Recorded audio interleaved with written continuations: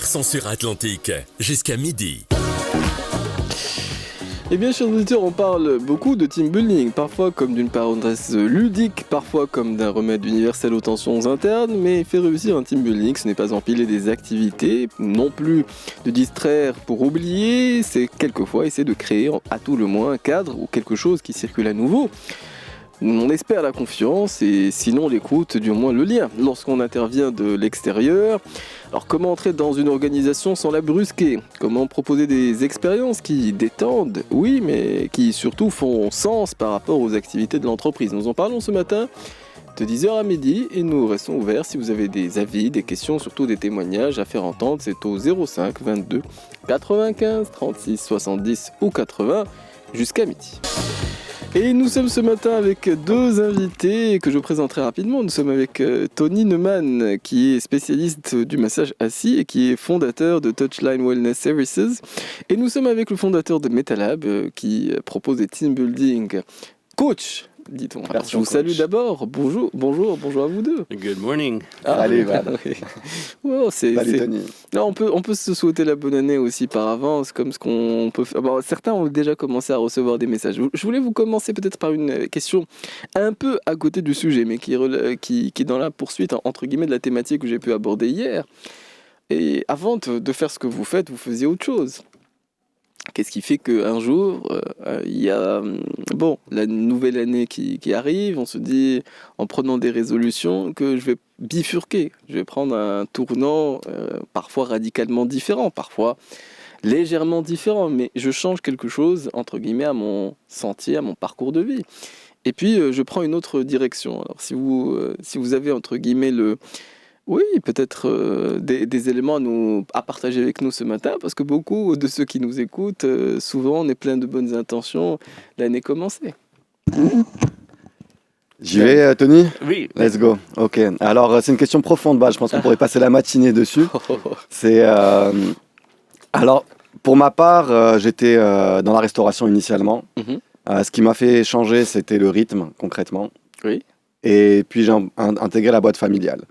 La boîte familiale, ça a duré 12 ans dans le textile et j'ai eu cette envie d'aller vers le coaching pour trouver du sens, en fait, quelque part. C'est pas un changement radical, c'est une évolution. Je garde un autre business en parallèle qui est dédié au textile et à la personnalisation. Mais j'ai eu ce besoin de me retrouver, de faire quelque chose que j'incarnais personnellement. Ah oui. Voilà.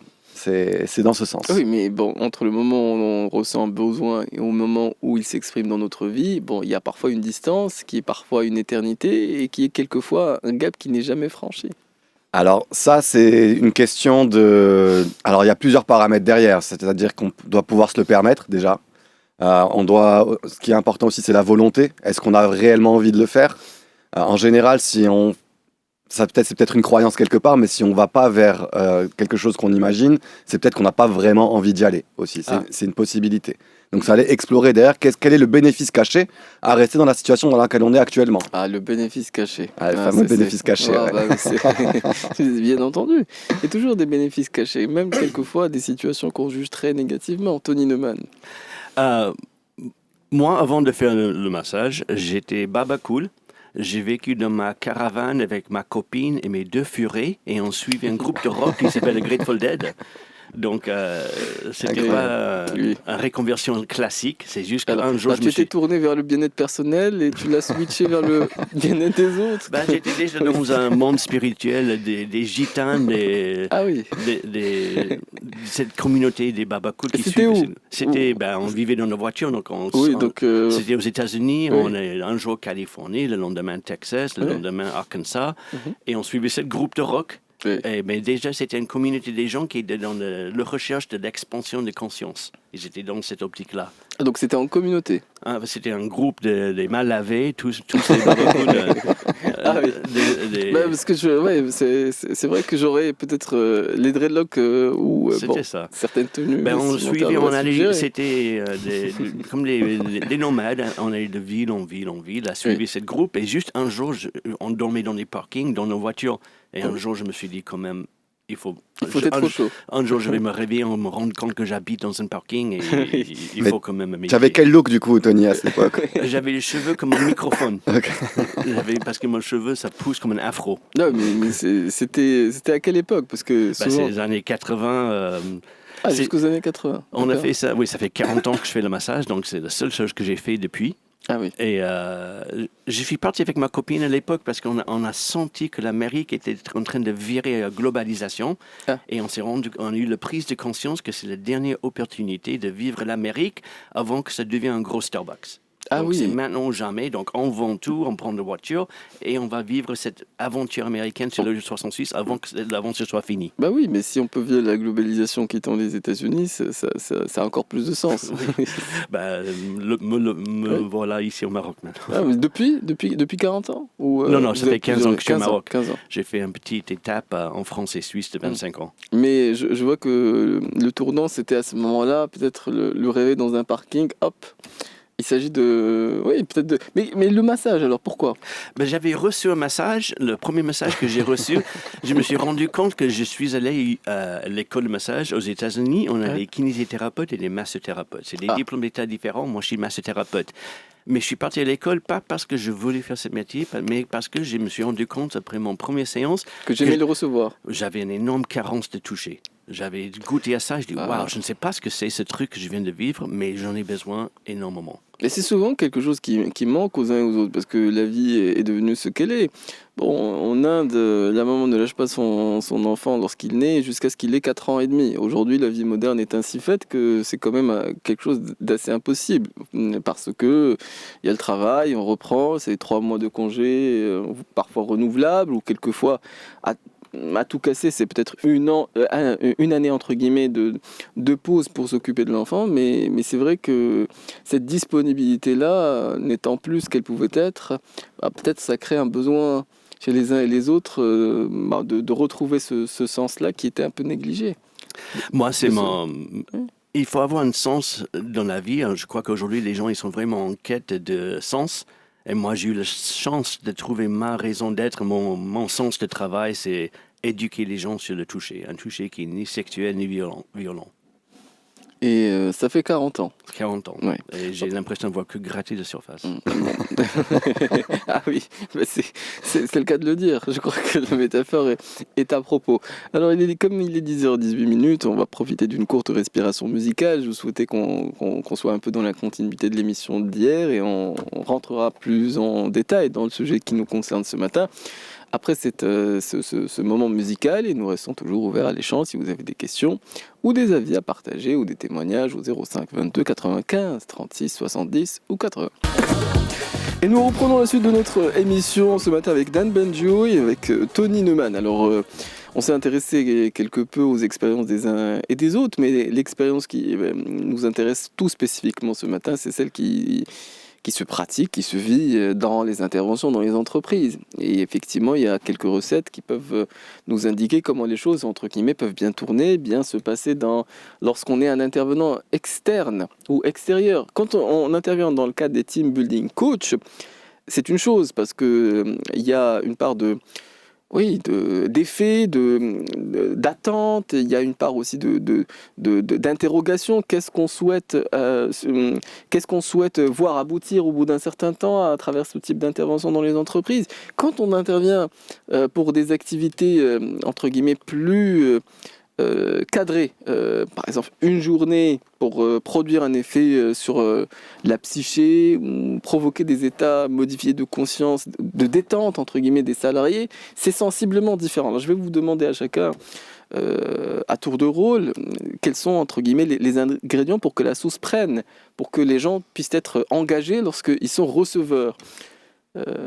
Dan Benjo. Alors, il y a différentes possibilités déjà, c'est-à-dire qu'en tant que team building, donc on peut avoir différentes interprétations. Il y a des personnes, on en a parlé la dernière fois. Ce qui va se passer, ça va dépendre de l'objectif aussi de l'équipe qui vient, de la personne qui est donneur d'ordre. Ce qui se passe, c'est qu'il y a des personnes qui prennent ça comme étant un cadeau qu'ils font aux salariés, comme c'est bon, on vous a organisé votre journée, maintenant un peu, laissez-nous tranquilles, allez, on retourne au travail. Il y en a d'autres qui le prennent comme étant vraiment une journée de compréhension des enjeux réels des équipes et qui à ce moment-là vont travailler sur cette base-là pour déduire un accompagnement par la suite. Donc on s'est rendu compte que pendant cette journée de team building, dans les process de fonctionnement d'équipe, il y avait des problèmes de communication, des problèmes de silos, il y a des problèmes culturels. Donc qu'est-ce qu'on fait, qu'est-ce qu'on met en place comme formation ?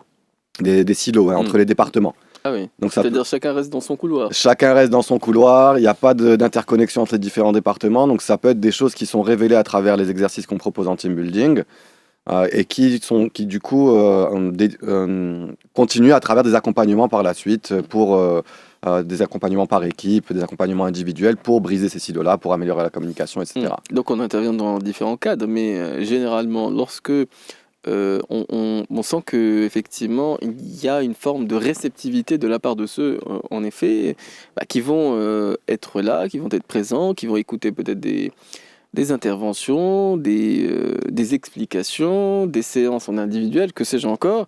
Qu'est-ce qui fait qu'il y a une disponibilité de prime abord ? Alors, en coaching, on fait feu de tout bois. C'est-à-dire qu'une personne qui n'est pas réceptive, c'est pas un reproche, c'est un fait. Oui. C'est l'équipe qui est comme ça. Donc, vers quoi on a envie de tendre ? Quelle est la vision globale ? Il y a des personnes qui adhéreront, qui seront engagées dans cette journée de team building, il y a des personnes qui seront moins engagées. Qu'est-ce que ça veut dire de ces personnes qui sont moins engagées ? Est-ce qu'elles ont envie d'être engagées ?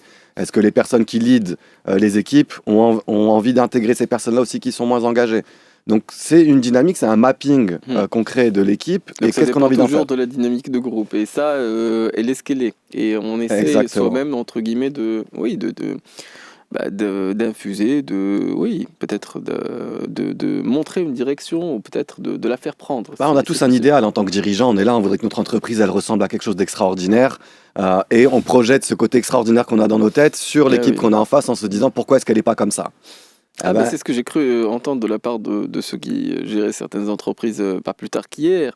Bon, c'est vrai qu'on peut rentrer très rapidement dans une routine parce que l'entreprise n'appartient pas à celui qui travaille dans cette entreprise. Et quelquefois, les ingrédients pour motiver les troupes sont délicats et difficiles à trouver.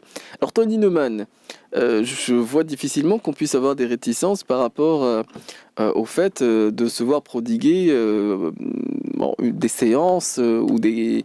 Oui, peut-être des séances de bien-être, si je peux le formuler de cette façon. Oui, en général, les personnes, il y a peu qui sont réticentes, mais ceux qui sont réticents, c'est les meilleurs receveurs. Ah oui. Parce qu'ils viennent de loin. J'adore. Personne ne va être premier dans la chaise, mais tout le monde va être deuxième. Et chaque fois que j'y vais, c'est toujours le même scénario. La jeune fille de la com, elle dit « Oui, panique, Tony, il y a 30 créneaux, il n'y a que 3 personnes inscrites. » Ah oui. Parce que quand tu dis massage, ce que ça provoque dans la tête, c'est plein de choses, des idées reçues. Mais massage, c'est plus d'intimité, parce que le toucher, c'est un sens, entre guillemets, qui provoque une immédiate intimité. Intimité et qui oblige une certaine vulnérabilité. Et dans une ville comme Cazaux, on a notre garde bien levée, il faut baisser, sans quoi on n'arrive jamais à l'heure. Effectivement, sur les routes, c'est très difficile, très délicat. Toi, tu ferais partie des premiers ou des deuxièmes battre, du coup ? Non, mais je suis par principe partant. Ok, direct. Par principe partant, même si je n'ai pas véritablement essayé quelquefois, mais je n'y vais pas spontanément. Mais par principe, je suis quelqu'un de partant. Mais ce qui se passe, c'est que les gens ils remontent dans les étages et les gens ils disent alors ça a été, et puis ils voient leur visage changer. Et maintenant, la jeune fille de la com dit Tony, tous les créneaux sont pris, est-ce que tu peux rester 1 heure de plus ? Les gens ils apprécient vraiment beaucoup d'avoir ce repos de guerrière, surtout quand tu parles cette semaine, j'ai parlé avec des amis, comment ça va ? C'est la fin d'année, on est crevé, c'est la fin d'année, tout le monde est crevé, tout le monde est à deux doigts de cris de nerfs. Mais c'est souvent 21 jours après ou avant le solstice d'hiver, il y a moins de soleil, les journées sont courtes, il y a plus de torpeur. Et beaucoup d'espace hiberne, donc ça c'est naturel, on voit une cadence qui est au ralenti, dans la voix, dans l'énergie, dans l'enthousiasme, et ça c'est quand même assez naturel. On le ressent clairement, hein. C'est-à-dire que pour sortir du lit là, en ce moment c'est clairement différent qu'il y a 3 mois. Quoi. Bien entendu, alors il fait jour des fois à des moments de l'année à 6h du matin, là c'est presque... 7h30, la journée ne débutent à peine. Donc c'est quand même différent. On a oublié un peu l'effet entre guillemets des rythmes, mais ça a ses effets effectivement. Mais dans l'entreprise, Tony Neumann, tu disais qu'il y avait beaucoup de réticences juste de prime abord, mais la question qui se pose dans l'entreprise souvent, c'est qui va pratiquer le massage? Est-ce que c'est un homme? Est-ce que c'est une femme? Oui. J'ai une équipe de kinés qui pratiquent avec moi, les hommes pour les hommes et les femmes pour les femmes. Mais c'est comme la hanout, à la fin, on y va avec les coudes. Ah oui. Oui, les gens ils ruent dessus. Mais c'est toujours, Badr et Ben, c'est toujours vraiment étonnant de voir qui choisit l'homme et qui choisit la femme. C'est-à-dire que j'ai Shaima, Amina, j'ai un de mes praticiens avec moi. Et tu peux avoir un homme qui va préférer être massé par une femme ou par un homme. Oui, ou tu peux être une femme qui préfère être massée par un homme ou une femme. Et c'est rarement la personne que tu crois qui va vouloir avoir une femme qui préfère attendre le toucher. Ce qu'ils aiment souvent, les femmes, c'est un toucher masculin sans ambiguïté. Parce que ça se passe en public devant tout le monde. Et c'est une des rares occasions de vivre ça. On va y venir plutôt en détail sur la manière avec laquelle les choses se passent. Mais ce sera après les informations, parce qu'on essaye de se tenir au courant lorsque nos collègues viennent nous rendre visite. C'est dans quelques instants, comme il est 10h30, profiter de cet instant-là pour effectivement se prendre une pause et on se retrouver pour la suite de notre émission qui se poursuit traditionnellement, vous savez, jusqu'à midi. Et nous reprenons la suite de notre émission, ce matin avec Tony Neumann, avec Dan Benjou, et nous essayons de voir dans quelle mesure les interventions peuvent bien se passer quand on arrive de l'extérieur dans les entreprises. Les entreprises sont par nécessité des collectifs de travail, des personnes qu'on côtoie, avec lesquelles on discute, avec lesquelles on décide d'organiser ceci plutôt que cela. Alors, Dan Benjou, effectivement, quelles sont les différentes façons qu'on a d'interagir, parce que quand on intervient dans l'entreprise, des fois, c'est pour faire parfois des interventions sur un certain nombre de sujets que d'aucuns ont estimé nécessaire d'aborder avec les équipes qui travaillent dans cette entreprise. Des fois, c'est pour essayer de sonder, de faire un diagnostic, pour envisager un accompagnement sur la durée. Alors, exact. Il y a différentes formules. Alors, il y a différentes possibilités. C'est aujourd'hui, quand on intervient en team building, il peut y avoir donc du récréatif, des activités qui permettent aux personnes de passer un moment, on va dire, fun, où elles vont s'amuser, profiter, faire des escape games, faire des chasses au trésor, des activités qui répondent à un besoin, on va dire, de cohésion pure. On peut avoir d'autres activités qui vont permettre de travailler certains sujets, comme la communication, comme tout ce qui est process interne de fonctionnement d'équipe, comme le cycle de l'autonomie, comment ça se passe quand une personne intègre l'entreprise, quelles sont les différentes étapes à travers lesquelles elle passe. Après, ça peut être aussi, sur le long terme, on va intervenir à de la formation. Donc, il y a différentes manières d'intervenir en fonction du besoin. Vraiment. Ah non, mais on avait retenu la dernière fois l'expérience où... Ah bah oui, avec les yeux bandés. Avec les yeux bandés, ça marche bien, tu sais, vraiment, c'est un exercice que j'aime beaucoup proposer. Mais il faut réexpliquer, parce que tout le monde n'a pas... Alors, on réexplique. Concrètement, l'exercice est simple. On a 30 minutes pour établir une stratégie, pour réaliser un carré parfait avec une corde de 15 mètres. Oui. On est une équipe de 20 personnes et l'exécution doit se faire les yeux bandés et sans parler. Peut-être que ça rappellera certains massages de Tony. Oui, parce que sans les yeux, on se rabat sur les autres sens. Exactement. On se rabat sur les autres sens et ça, tout de suite, ça fait émerger les dynamiques d'équipe. J'en ai fait 2 la semaine dernière et à chaque fois, les personnes trouvent des stratégies différentes. Complètement. Les différentes stratégies qu'on voit sur le terrain, oui. Tu sais, franchement, il y en a qui se mettent en ligne, qui après du coup se rabattent en carré pour faire un carré. Il y en a qui se suivent les uns les autres derrière. Il y a 4 leaders. Il y en a où c'est un leader chacun et ça reflète les équipes. Ça qui est génial, c'est qu'on voit au quotidien. Ça dit quelque chose des équipes. Ouais, ce qui est plus satisfaisant, c'est quand l'entreprise donc du coup réalise des choses à travers ce type d'exercice et accepte d'aller bosser des sujets qui ont émergé de ce type d'exercice. Quand on s'arrête à l'exercice pendant une après-midi en tant que coach, c'est un peu frustrant parce que tu te dis waouh, il y a tellement de belles choses à aller travailler derrière. Avec cette équipe-là, on peut aller vraiment loin et aller bosser. Est-ce qu'on essaie de modifier la façon avec laquelle les gens s'organisent spontanément, ou est-ce qu'on voit qu'il y a des... Est-ce qu'on propose des façons plus efficaces ou des stratégies plus efficaces de collaborer? Parce que je ne suis pas certain qu'il y ait une seule façon efficace d'aboutir à de bons résultats. Alors, c'est une bonne question, Badr. C'est-à-dire que une fois de plus, je vais te répondre, peut-être que je vais te décevoir, mais on ne va pas donner les solutions nous-mêmes. Oui. On va poser des questions suite à ce type d'exercice. Ce qui fait la différence entre un team building classique et un team building version coach, c'est qu'on va aborder un débrief derrière. On va poser des questions. Qu'est-ce que ça dit de votre équipe ? Quelles sont les forces qui ont permis à votre équipe de réaliser ce carré parfait ? Quels sont les points de progression ? Mais à la fin, on vous pose toujours la question de savoir est-ce qu'on a fait un temps honorable ? Ça, les gens adorent savoir. Oui. Mais l'objectif n'est pas de savoir, et c'est peut-être un peu frustrant pour l'équipe, mais est-ce qu'on a fait mieux que les autres ? Est-ce qu'on a fait mieux que l'autre entreprise ? Oui, parce qu'on a grandi comme ça à l'école. C'est toujours par la comparaison. La performance, la comparaison. Toujours. Alors, on sera là surtout pour que les personnes agissent par elles-mêmes et trouvent leurs propres actions. Alors Tony Neumann, je reviens, nous parlions effectivement des interventions dans un cadre entre guillemets plus défini, parce que les entreprises qui proposent des massages à leurs collaborateurs, c'est la période de fin d'année, peut-être c'est une façon de signifier une forme d'attention, d'égard pour les salariés qui travaillent ou qui ont des journées où ils sont souvent très assis, tout le temps assis, effectivement, le massage ça soulage. Mais ce n'est pas la seule chose que vous proposez, Tony Neumann. Oui, on a d'autres activités et puis d'autres endroits. L'entreprise, c'est juste un endroit, mais on fait beaucoup dans les team building. Par exemple, un team building, c'est un diamant avec plusieurs facettes. Et notre présence fait partie d'un team building. Il y a des gens qui veulent être actifs, d'autres qui aiment bien le côté être passif et juste faire une séance de self-care, prendre soin de soi lors d'un team building. Mais il y a plein de circonstances inhabituel. Oui, mais je songeais spécifiquement à la méditation.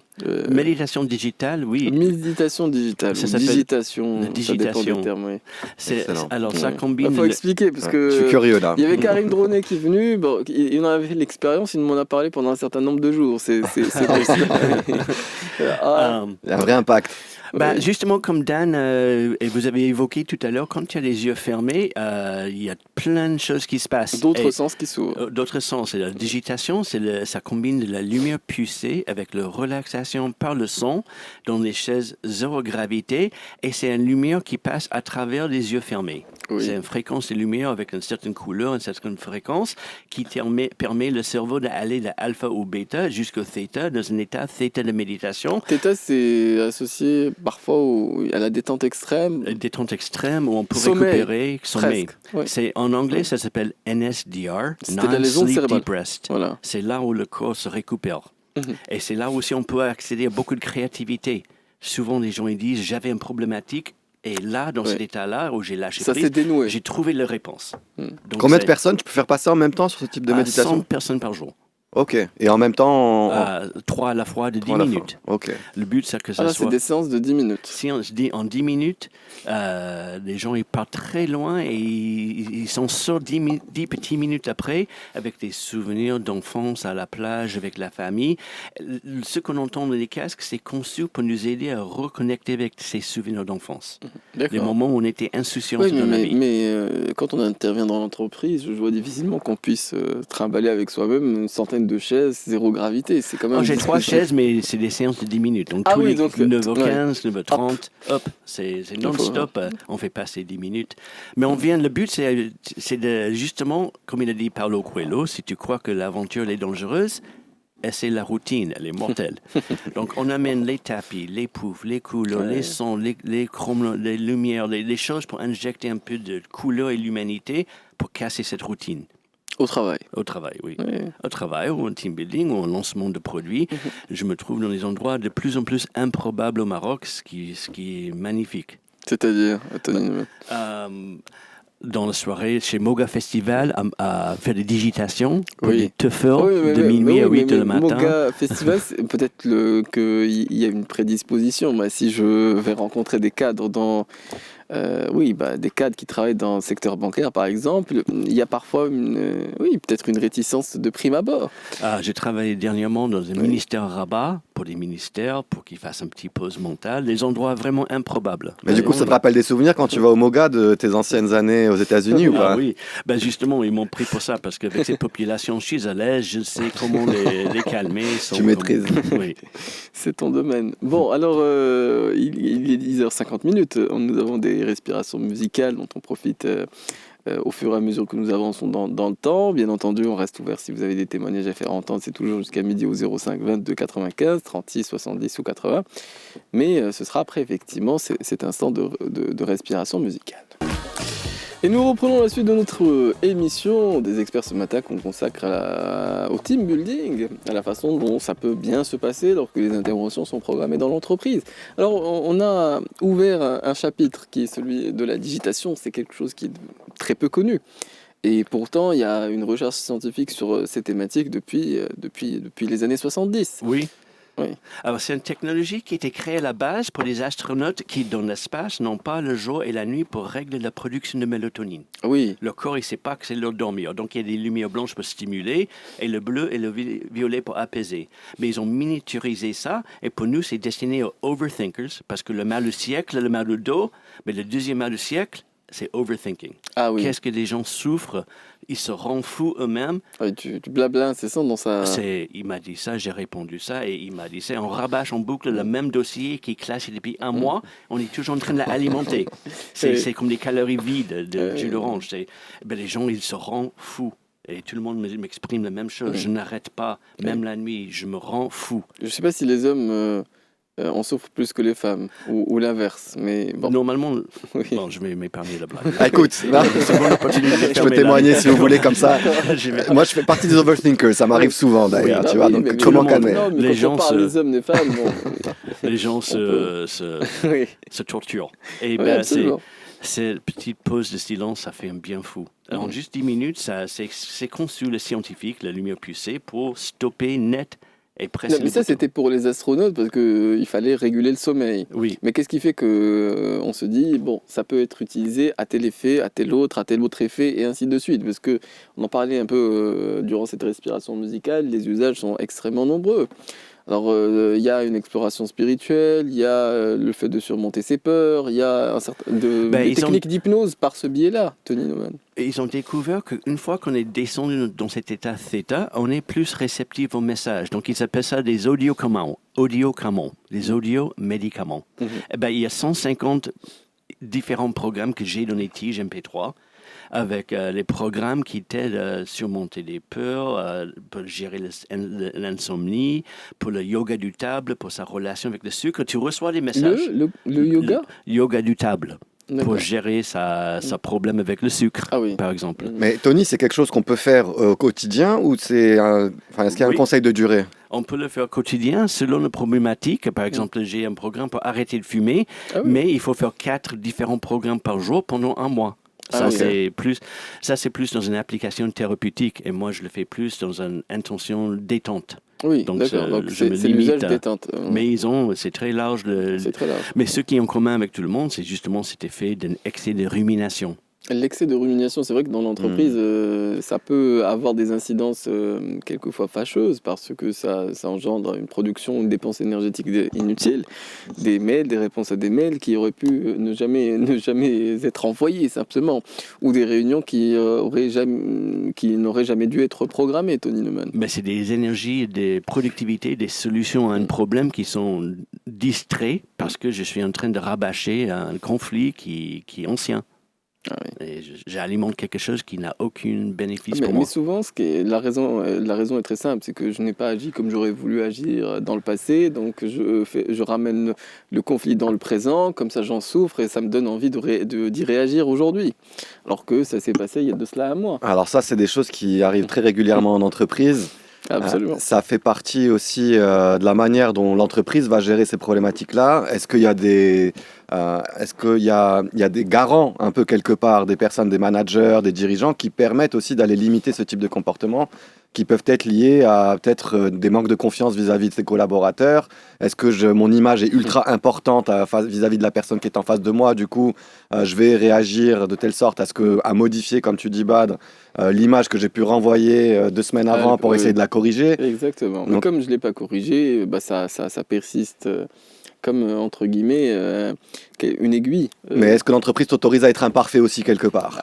Ça, c'est la bonne question. Elle autorise la nôtre, quelques retards, et on essaie de les éviter. C'est le cas d'Ava dans la mesure du possible, oui, parce qu'il n'est pas 19h37 comme on peut le voir dans... Oui, absolument. Mais déjà, des relations entre les employés. Il m'a dit ça, mon N+1 m'a dit ça, et comme je n'ai pas le droit de le dire, les non-dits, ça absolument. ça mais la régie me dit qu'on est effectivement retard, parce que Mourad Baba nous rejoint à l'instant même, et je vais lui céder ma place, et on va se retrouver dans quelques minutes pour la suite de notre émission des experts.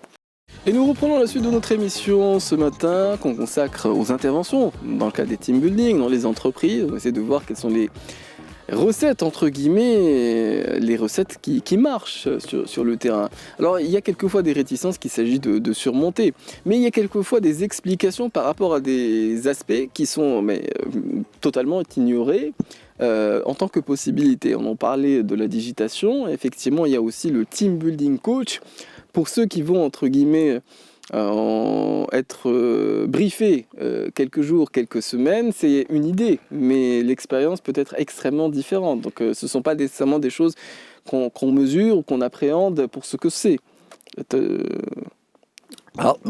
C'est quoi la question exactement? Alors, ce gap-là, pour essayer de faire en sorte que ce gap se rétrécisse et que l'expérience soit, entre guillemets, la plus engageante possible pour les personnes, comment est-ce qu'on a dans l'attitude, peut-être dans les réticences qu'on voit, comment est-ce qu'on surmonte ce gap qu'on constate quelquefois sur le terrain?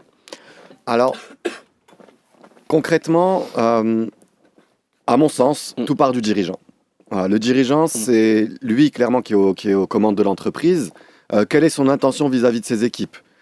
Si il est juste là pour considérer les équipes comme étant de la main-d'œuvre qui vient pour travailler et pour délivrer de la performance, les équipes vont se comporter de telle sorte et elles vont peut-être pas trouver du sens dans ce qu'elles font.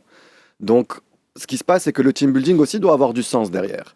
Le team building est un moment, c'est pas un moment ou un cadeau qu'on fait au collaborateur pour lui dire c'est bon, tiens, je t'offre ton team building et maintenant laisse-moi tranquille.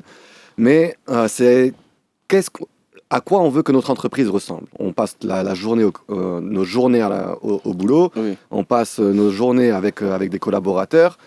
Comment est-ce que nos collaborateurs peuvent être engagés dans ces team building-là? C'est en étant nous-mêmes engagés auprès de nos collaborateurs. Donc pour que ce soit un succès, le team building, à mon sens, il faut déjà que l'environnement tout au long de l'année de l'entreprise soit un succès déjà. Oui, donc il y a des conditions de départ, mais quand ces conditions ne sont pas remplies, il y a des personnes entre guillemets de bonne foi qui se disent on peut passer un bon moment, c'est une journée un peu différente, c'est peut-être une semaine et des interventions qui vont potentiellement faire du bien. Alors dans sa préparation, comment est-ce que, entre guillemets, on essaie de happer les uns et les autres et les embarquer dans les activités qui vont être proposées? Alors dans la préparation, on va surtout, alors là ça va être un autre métier, ça va être la partie événementielle, où on bosse nous avec des agences événementielles qui sont spécialisées là-dedans. C'est bien d'anticiper le team building.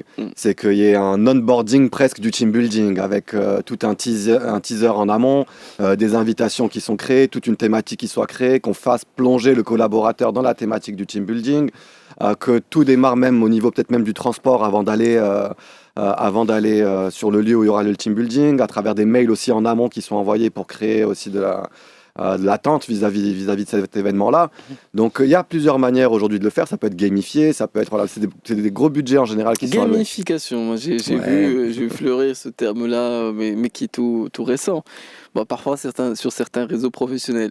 Mais c'est vrai que l'aspect ludique, on l'associe pas nécessairement au monde bien cravaté des entreprises, quelquefois, dans le secteur bancaire. Ouais, mais on reste des êtres humains, on a besoin de fun aussi quand même. Tu vois, c'est-à-dire qu'on peut arriver costard-cravate en entreprise, mais derrière, on reste un être humain qui a ce besoin aussi de s'accomplir en tant qu'être humain. Est-ce qu'on est tout aussi confortable en costard-cravate sur ces chaises zéro gravitation? Oui, absolument. Comme il a bien dit Dan, on est tous des humains et on se prête facilement à des expériences nouvelles. Oui.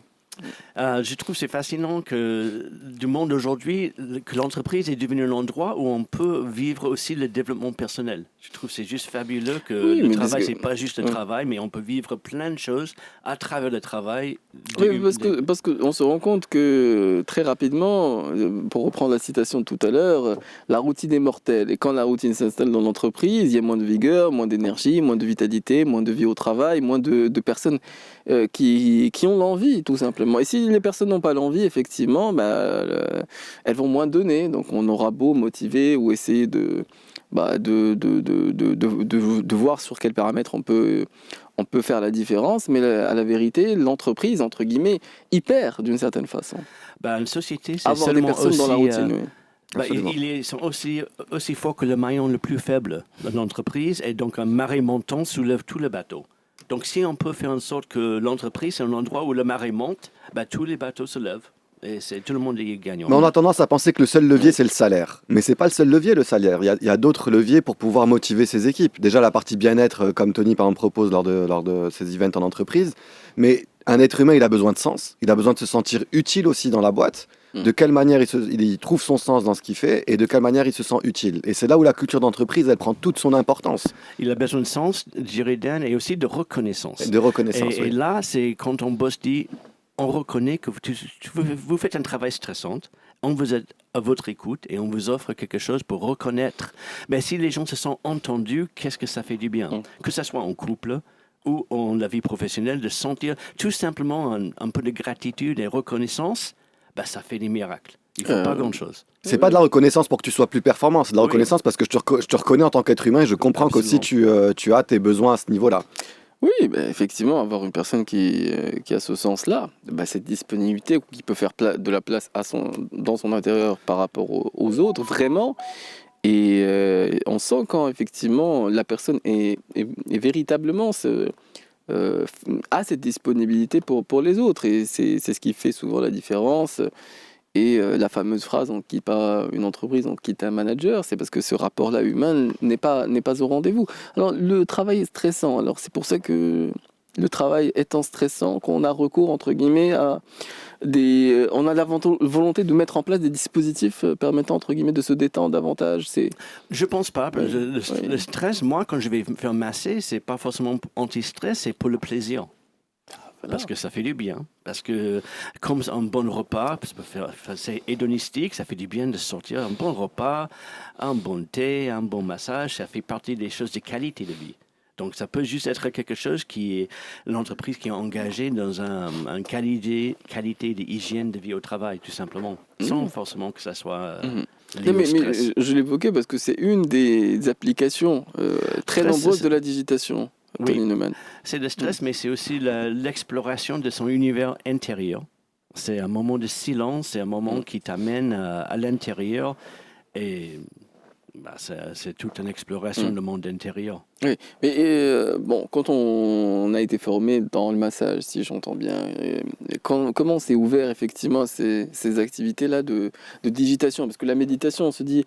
On va pas nécessairement être capable, il s'agit de faire le vide et c'est impossible, ou c'est délicat, et il y a parfois ces réticences. Alors digitation, moi c'est peut-être ou méditation digitale, c'est quand même deux termes qui de prime abord semblent très opposés. Comme toutes les expériences, c'est difficile. Comme l'a dit Laurie Anderson, parler de la musique, c'est comme danser de l'architecture. C'est difficile d'utiliser une forme de communication pour en décrire notre art. C'est pour ça que je conçois que pour certains invités, le fait de parler de leur activité soit une chose un peu stressante, parce qu'ils voient que c'est expérientiel. Oui, mais voilà. Mais on essaie de structurer ça, que ça soit accessible aux employés. C'est que 10 minutes, habillés dans l'entreprise, et dans 10 minutes, que ça soit réellement impactant. Et que les gens ils s'en sortent et on dit rien, on dit faites l'expérience et après 10 minutes, c'est vous qui va me dire qu'est-ce que c'est la digitation pour vous. Mais est-ce que tu peux assurer un suivi derrière? Il y a des personnes qui demandent à ce que cette digitation soit suivie dans le temps? Dans le temps, je dis, si vous avez envie d'approfondir ça, pourquoi pas aller voir mon ami Ben. Ben, il est capable et il est volontaire de t'amener plus loin. Donc moi, mon rôle souvent, c'est juste d'être le passerelle entre moi et tous les autres thérapeutes qui offrent des choses plus approfondies. C'est juste le déclencheur initiatique. Très bien. Ben, c'est moi, Tony? Oui. Moi, c'est Dan. Sur ce mot d'esprit qu'on prendra une respiration musicale à nouveau. Comme il est 11h19 minutes, on va se retrouver dans quelques instants pour la suite de notre émission des experts. Avec nos deux invités, nous sommes avec Tony Neumann, avec Dan Benjour, et nous parlons effectivement des interventions de l'extérieur qui deviennent des actions ou des interventions à l'intérieur des entreprises. Bon, ce qui nous intéresse, c'est effectivement la nature de ces interventions. Elles peuvent être de différents ordres, comme on a pu l'entendre avec Dan ce matin. Mais en ce qui concerne des activités, entre guillemets, comme la méditation digitale où, les massages, tout le monde sait ce dont on parle. Mais ce sont des massages très particuliers, parce que dans l'entreprise, c'est pas le spa. Donc c'est quand même sensiblement différent. Il y a parfois des espaces ouverts, il y a parfois effectivement... qu'est-ce qu'on va dire de moi si je me prélasse ou si je respire d'une certaine façon. Et donc c'est quand même, il y a des barrières qu'il faut aussi surmonter. On a créé ce message justement que c'est un protocole de 180 points d'acupression, stimulant avec 23 techniques de massage japonais en 15 minutes sur la partie yang, la partie extérieure, le dos, et la partie yin. C'est-à-dire la partie intérieure qui est vulnérable, et le visage et les dents de tétillard. Qui fait que... combien de points? C'est 180 points d'acupression sur les méridiens pour relaxer mais dynamiser pour que le receveur soit détendu mais alerte. Donc c'est pas juste un massage relaxant, c'est un massage qui est conçu pour l'ambiance corporate. C'est un massage qui est conçu pour avoir un résultat, pour que on peut justifier notre présence, pour que l'employé soit plus productif. C'est mesurable, oui. C'est anecdotal. C'est un massage japonais, parce que il y en a qui... il y a le massage taille, le massage relaxant, le massage... le shiatsu, dit-on. Dans l'entreprise, ça, c'est une formule que certains, parmi nos auditeurs, ont dû entendre pour la première fois, Tony Newman. Oui, mon massage s'appelle Ama, qui est la racine de shiatsu. Donc, c'est une technique d'acupression qui date 1300 ans au Japon. Donc, c'est un massage les techniques sont anciennes, mais la façon de l'amener ça vers l'entreprise, c'est avant-gardiste. Donc, c'est deux en même temps, ce qui le rend intéressant. Mais exprès, comme on a dit tout à l'heure, quand on a les yeux fermés ou la tête dans la têtière, le monde extérieur disparaît. L'employé, les collègues, alors ça, on est assis, on est incliné en avant, qui est déjà une nouvelle sensation pour quelqu'un qui ne s'est jamais laissé son poids de corps, mais en avant. Donc déjà, quand on se met dans une chaise, qui est une chaise ergonomique conçue pour ça, on commence à vivre une nouvelle sensation. Et en plus, on a toutes les pressions qui sont exprès sur la partie yang. C'est la partie dos, l'extérieur, qui est moins vulnérable. Pour que justement, dans un espace public, on ne se sente pas trop vulnérable. C'est des étirements avec un rythme, une cadence assez rapide, des vibrations, des percussions, pour qu'on soit détendu. Mais il faut être en forme alors pour le pratiquer pendant une longue... C'est physique. C'est très physique. Moi, Tony, je l'ai connu il y a une quinzaine d'années, donc ce qu'on disait tout à l'heure, et quand je bossais dans la restauration, et il venait faire des massages, justement. Tu venais faire des massages à Japanium à l'époque. Oui, à Japanium. Oui. Exactement. Et je le voyais à l'œuvre et je me disais, waouh, quelle énergie, quoi. Mais comment, c'est impressionnant. C'est assez impressionnant. Pour moi, c'est une méditation en mouvance. C'est-à-dire que dans ma vie, je peux, comme tout le monde, avoir des problèmes, des chaos, mais quand je suis dans mon kata, c'est un protocole exprès. Dès que le kata commence, j'ai pratiqué cette même kata depuis 40 ans. Je suis embarqué dans mon happy place. Karim Droné, il associerait cela au micro. Alors, il peut être fatigué, dès qu'il voit un micro, hop, l'énergie remonte. Oui. Non, c'est l'endroit où je contrôle les choses. La vie, elle est contrôlée. Je suis là dans mon bulle, je suis bien. Toi, c'est quoi qui te remonte comme ça, Badr? Quand je me réveille, j'espère, ces derniers temps, on a de la joie. Et on a de la joie, simplement. On lève les yeux au ciel et il n'y a pas de raison. C'est vrai qu'il y a une belle atmosphère. On décide de bouger, on bouge. C'est quand même formidable. C'est vrai qu'aujourd'hui, peu importe ce qu'on fait, on a l'impression que ça marche. La conjoncture est positive. Quoi. Oui, surtout par les circonstances. Il y a beaucoup de joie, de bonne humeur dans l'air. Là, on a une coupe, on espère la ramener. Ouais, Inch'Allah. Oui. Bon, alors, c'est tout de suite les actualités. Je vois Nadadlam qui s'achemine vers le studio d'Atlantique. On va se retrouver donc par conséquent après le flash d'information qui nous sera présenté dans quelques instants et nous aborderons notre dernière partie d'émission qui se poursuit, je le rappelle, jusqu'à midi.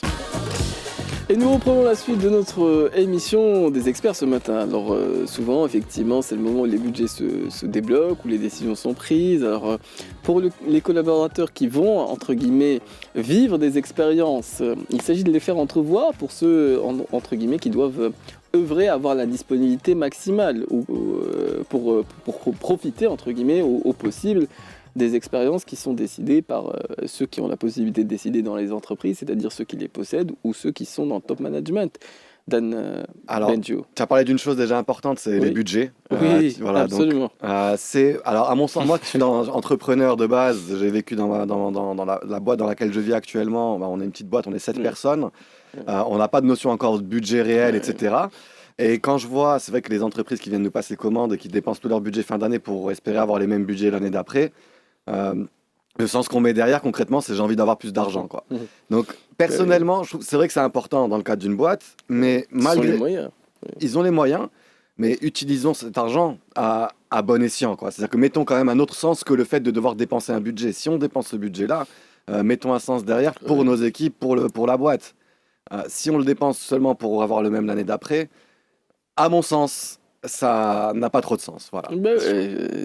Bon, disons que on ouvre certaines portes par des voies différentes.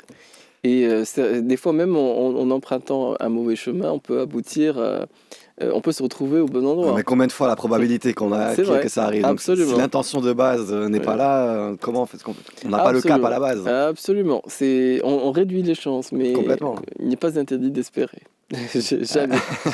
Je bâtis pas mon entreprise sur l'espoir. Absolument. Oui. Sans quoi les 7 salariés auraient des inquiétudes à la fin du mois. Absolument. Ouais. Tony Neumann, alors cette aventure entrepreneuriale également, je sais, peut rebondir sur les budgets, mais également sur effectivement, c'est une fenêtre de tir. Il faut convaincre, il faut parfois être dans la démonstration. Quels sont les arguments, entre guillemets, qui font que certaines propositions sont plus audibles que d'autres ? Oui, c'est effectivement c'est un challenge, mais le Maroc aujourd'hui, c'est pas le même Maroc où j'ai rencontré en 2010. C'est-à-dire en 2010, quand j'allais voir les DG dans les entreprises pour expliquer que vous allez me payer pour masser vos employés, ils me disaient, je comprends tous les mots, paye pour qu'ils se payent eux-mêmes leur massage. Oui, quand tu mets les mots ensemble, je comprends pas ce que tu veux dire. Qu'est-ce que ça Mais maintenant, c'est eux qui viennent vers moi en disant, on organise une journée de bien-être, on aimerait bien faire appel à vous, c'est entrer dans les mœurs, donc on ne peut pas comparer. Mais on s'aligne sur, est-ce qu'il y a une journée du bien-être fixée par l'ONU? C'est le mois de juin. C'est ton rendez-vous, là, il faut choisir, j'imagine que... Il travaille une fois par an, Tony. Non, on travaille pour Journée de la Femme. Pendant Ramadan, je fais énormément d'activités pendant Ramadan. C'est-à-dire que 10 minutes de digitation égale 2 heures de sommeil. Tu le fais avant le ftour ou après le ftour? Ça, les gens ne le savent pas. Même c'est une incidence qui est peu connue de certaines pratiques méditatives, c'est que certains peuvent réduire leur sommeil de 8 heures à 4 heures. C'est pas mon objectif, mais c'est parfois une incidence. Ça laisse plus de temps pour faire d'autres choses, clairement. Quoi. Les règles pendant Ramadan, je n'arrête pas avec la digitation parce que les gens ils sont fatigués et ça leur fait du bien de récupérer quelques heures de sommeil.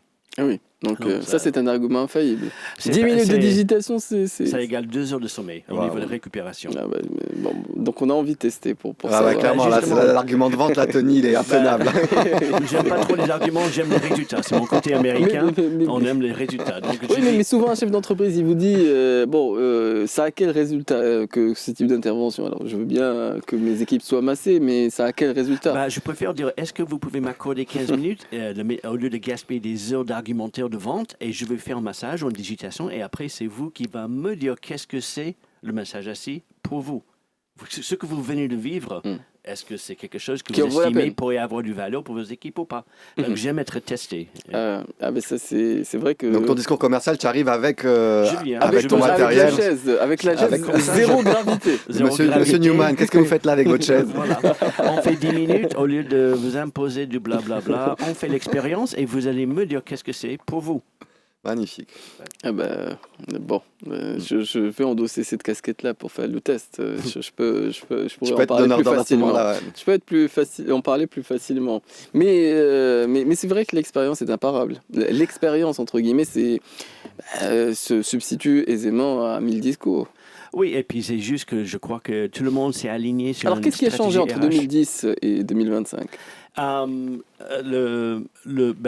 bientôt 2026. La comptabilité, le budget, comme il a évoqué Dan, c'est-à-dire qu'avant 2016, les gens ils disaient « Ok, on veut faire ton truc, Tony, mais dans quel budget est-ce qu'on va puiser? Est-ce que c'est RSE? Est-ce que c'est marketing ?» On n'avait pas une ligne de comptabilité ni un budget aligné pour mon activité. Aujourd'hui, il y a des budgets qui s'appellent le budget de bien-être. Et il y a un budget alloqué, donc ils savent, il y a une ligne de comptabilité. Il n'est pas interdit que les bonnes idées fassent leur chemin, parce que beaucoup de salariés qui peuvent nous écouter en route, ils vont se demander, je n'ai pas vu passer cette ligne budgétaire. Il est temps d'aller la réclamer. Et puis ce qui a changé, c'est justement, bien sûr, les Gen Z qui sont plus exigeantes, un équilibre entre qualité de vie. Sinon ils partent. Ils recherchent ça. Les entreprises ont des réputations et ils parlent entre eux, ces jeunes. Est-ce que c'est beau vivre là-bas ou est-ce que c'est un endroit toxique? C'est le mot qui balance beaucoup de ma fille qui fait partie de cette génération. Elle dit papa, non, c'est toxique là-bas, j'y vais pas. Ouais, mais ça veut dire quoi? Moi, ce mot toxique, je trouve que c'est un peu un mot fourre-tout aussi. On y a consacré une émission entière avec 2 psychologues. C'est vrai que c'est un mot fourre-tout. Fourre-tout, mais ça décrit des sensations. On n'est pas bien là où on est. Mais est-ce qu'une entreprise toxique pour toi, c'est la même entreprise toxique pour moi aussi? Absolument pas. Mais c'est vrai que ce qui heurte mes sentiments n'est pas ce qui heurte les tiens. Voilà, donc le mot toxique, on a des réticences qui sont différentes et parfois on a des réticences infondées. Ok. Alors, donc on peut avoir des réticences infondées. Oui, ça va dépendre de l'état d'esprit dans lequel on est, des émotions qu'on va vivre quand on est dans un endroit. Oui, effectivement, je peux parfois exagérer la perception de certaines choses qui ne mériteraient pas d'avoir, qu'on comporte sur elles, le jugement intransigeant qu'on porte sur elles. Ça, effectivement, on peut, avec le temps, on regarde parfois des expériences passées avec une certaine distance, Dan, et puis on se dit... qu'est-ce que ça a remué, qu'est-ce que ça a dépensé comme énergie, mais est-ce que ça, aujourd'hui, ça comment dire, pour reprendre l'expression d'un certain responsable politique, ça m'en toucherait l'une sans en faire bouger l'autre. Voilà. Mais absolument, ta perception qu'aujourd'hui a évolué après toutes les expériences que tu as vécues. Bien entendu, évidemment. Donc, marque employeur, c'est quelque chose qu'on en parle beaucoup, mais justement, ça fait partie de la communication interne et renforcement du marque employeur. Donc, c'est des mots qu'on balance, mais que ça veut dire quoi finalement? Le marque employeur, ça veut dire que chez X société... On a envie d'y être. Voilà. Ils sont concernés et engagés envers le... Ouais, mais quand c'est fait de manière... C'est-à-dire que c'est ça, en fait, un peu ce qui m'énerve derrière. C'est la sincérité, c'est ce que tu dis. C'est-à-dire que ça peut être aussi bien... Ça peut être un argument marketing. Ok, super, on prend soin de nos employeurs, venez bosser, de nos employés, venez bosser chez nous. Une fois de plus, leur motivation, je ne peux pas controlrer. Ce qui m'intéresse, c'est des individus qui vont mieux. C'est comme un médecin qui me fait la médecine dans une prison avec des criminels. Tu vois, il est médecin. Il ne va pas chercher pourquoi ou qu'est-ce qu'il a fait. Et donc, moi, mon but, c'est de masser des gens et qu'ils aillent mieux. Après, la motivation derrière, on peut aller loin, chercher les motivations globalement de tout dans ce monde. Donc, parce que tu fais du bien à un individu, en fait.